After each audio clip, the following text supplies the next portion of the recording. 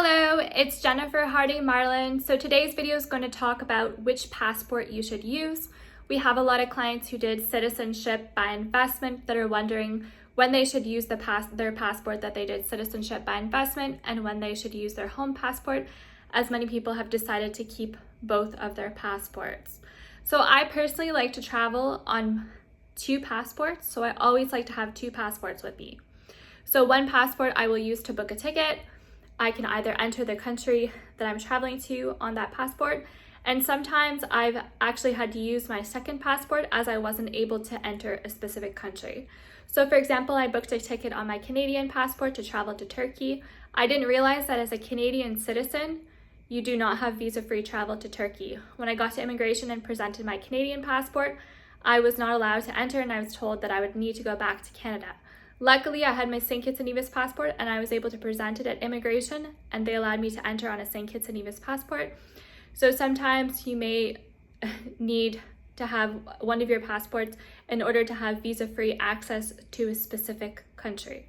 So if you're traveling in the Caribbean and you did Caribbean citizenship by investment, I would recommend using your Caribbean passport. A lot of the times they have OECS freedom of movement. So you can have an indefinite stay stamp in your passport, or you can have a prolonged stay depending on the country. As well, when you use your Caribbean citizenship by investment passport in the Caribbean, you can stand in the line that's for OECS and or CARICOM nationals. And this allows you to skip the line, which is often a lot of times a lot faster than if you were to be in the line with all the tourists. It's important if you're traveling through the US that you have a passport that has visa-free travel to the US, or that you have a passport, like a Caribbean passport where you've applied for a visa. You can apply for a multiple entry visa to the United States. And so it's really important when you're traveling to make sure that the countries that you're traveling to and potentially transiting through, that you do have visa-free access to them. A lot of the Caribbean citizenship by investment countries and the Caribbean in general, if you're traveling, you can fill out an online immigration form.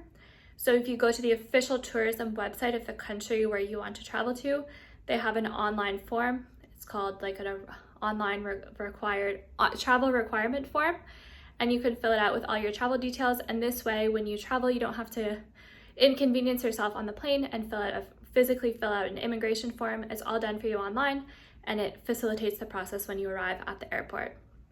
So I'd love to know your thoughts on using your citizenship by investment passport, what your experiences were like. In some countries I've arrived to, people have never heard of the country before, and so they need to look in their system and or look it up on Google Maps to see exactly where it is. So that's, in my experience, it's been really positive. I haven't heard of really any negative experience amongst our clients, but I'd be happy to learn more about your experience, both positive and negative. All the best. Bye for now.